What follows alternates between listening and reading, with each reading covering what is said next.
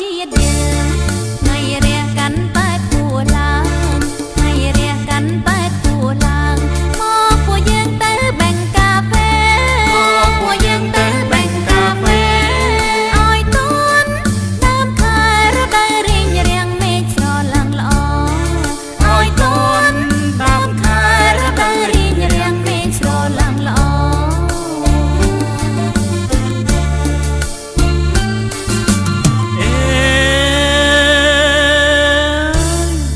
កាហ្វេយើងផ្លែល្អណាស់ផ្លែខ្ចីមានលាយផ្លែចាស់ផ្លែខ្ចីមានលាយផ្លែចាស់